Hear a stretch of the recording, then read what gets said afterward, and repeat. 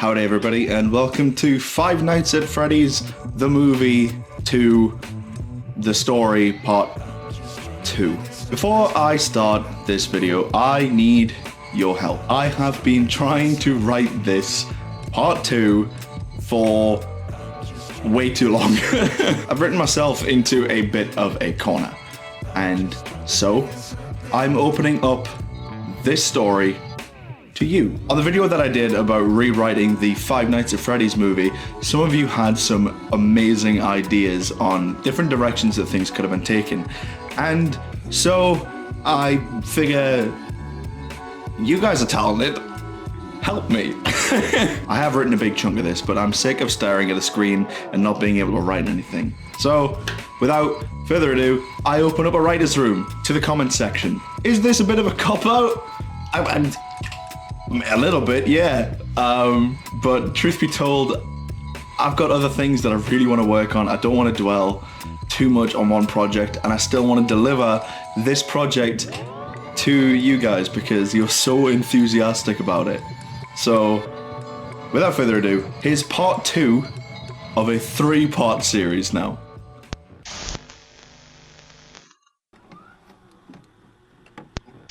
The tape is stopped again. This time revealing a cluttered table of notes, cigarette ends sitting in an ashtray, and a revolver sitting idly by. We now reveal a disheveled and broken Henry, sitting slouched over the recorder. He's noticeably bedraggled, unkempt facial hair, dark circles heavy under his eyes. We establish in a wide shot that he sits in a smoke-filled garage at his home. We see the drawer that was locked earlier is now wide open. Inside is a rolled-up blueprint. Henry looks down at the drawer and hesitantly removes the rolled-up blueprint, placing it on the table. With a tremor seen in Henry's hand, he once again presses record on the tape. As children, we're always told the story of Icarus, Midas, the flies and the honey.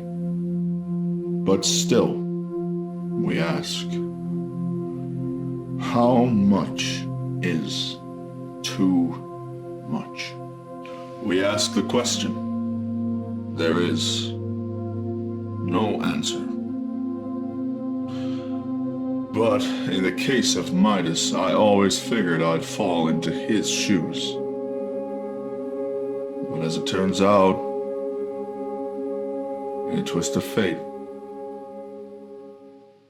it was you.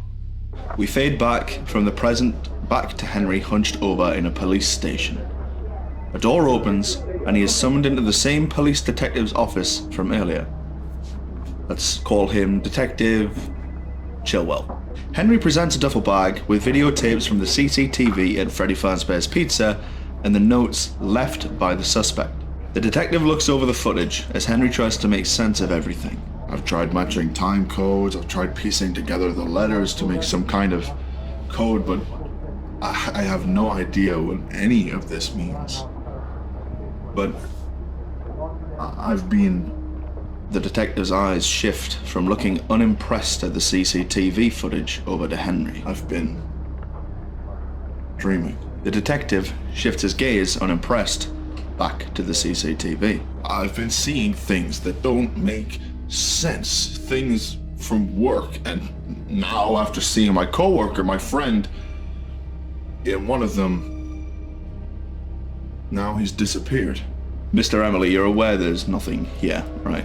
No, I know they're only dreams, but... No, Henry, your tapes. This is nothing.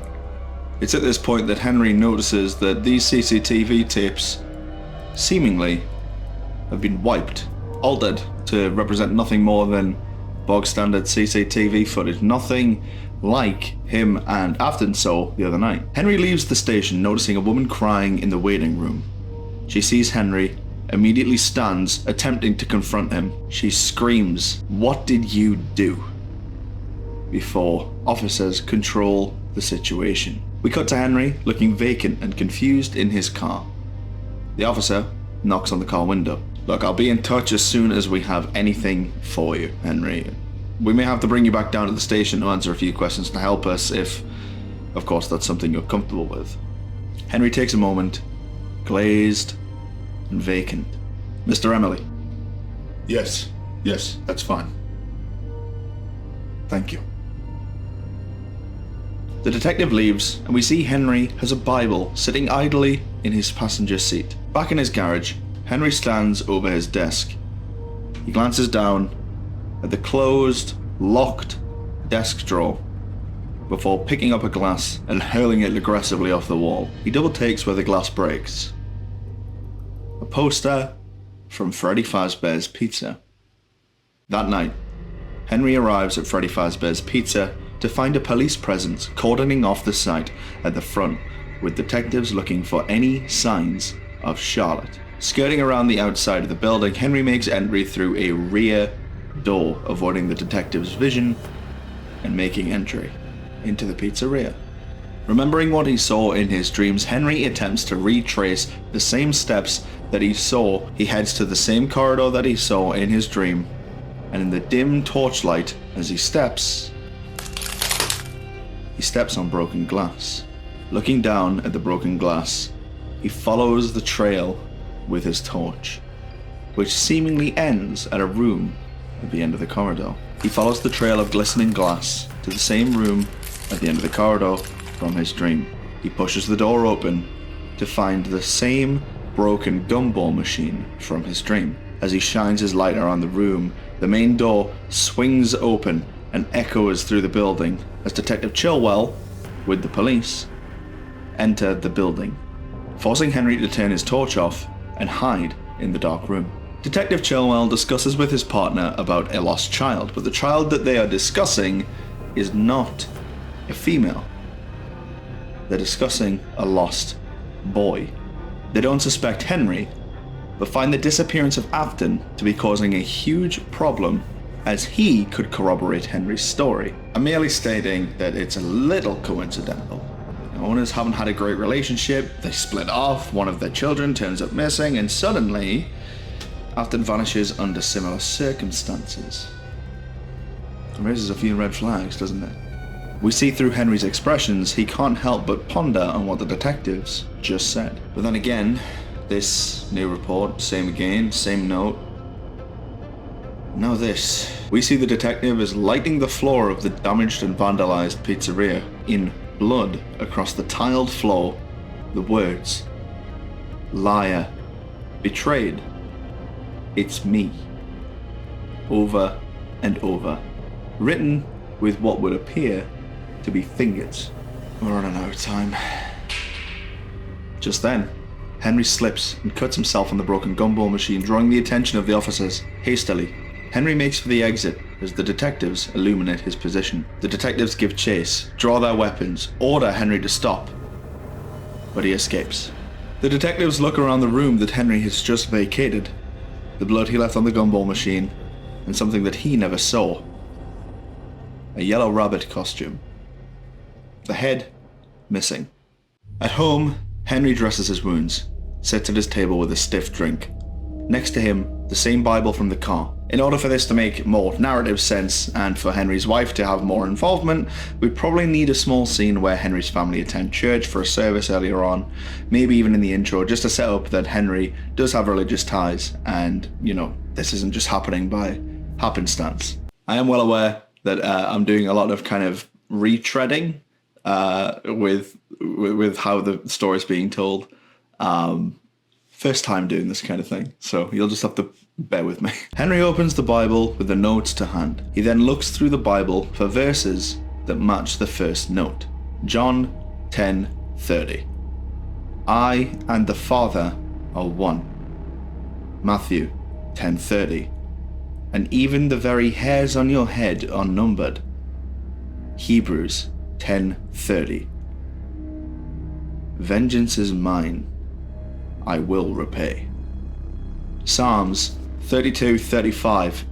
Blessed is the man whose sin the Lord does not count against him, and in whose spirit is no deceit.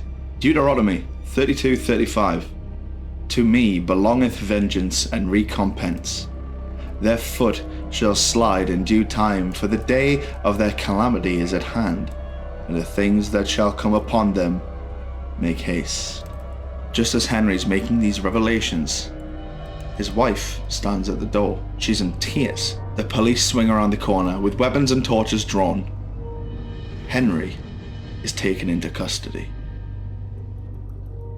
Another nightmare sequence plays, this time far separated from the previous ones. We were in a bedroom.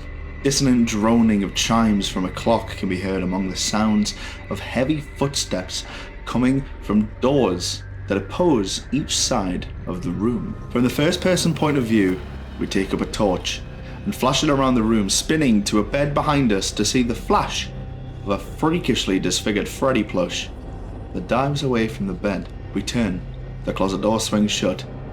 A sound from our left. We move to the door.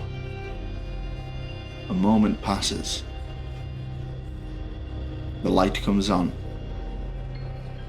Nothing in the corridor. But then the light flashes. The torch malfunctioning somehow. And just as the light comes back on, we are grabbed by the freakish image of a yellow rabbit. Henry is awoken quickly by a slam of metal on metal. Detective Chilwell knocking on the bars outside Henry's cell. We cut to see the two sitting in an interrogation room via a camera in the corner. Chilwell rattles off the evidence against Henry, concluding with the notes that were found in his home. All signs point to him. Mr. Emily, where are the children? Henry sits in a broken silence and shakes his head. And that is what I have written up to, friends. So, what do we still need to wrap up? Afton's disappearance, Charlotte's disappearance. What is Henry hiding? Which I know what he's hiding. I'd love to know what you guys think, or maybe what your ideas are. I have a few ideas of how I want this narrative to wrap up. But I am 1000% enthused and quite excited to read some of your ideas, because reading them on the previous videos, the Modern Warfare video, the FNAF rewrite, and part one of this one, you guys are talented. You guys are really talented, and I'm looking forward to seeing what you guys derive narratively and where we could potentially go next. If this works, this kind of, back and forth writing with commenters, maybe we can turn it into a series where we pick something and we write it together, because I think that'll be really fun. But I do hope that you've enjoyed what I have so far. Like this video, subscribe, tell your dad about this channel, and I will see you in my next upload, whatever that may be. I've been Stag, you've been wonderful, and I will catch you later. Bye bye.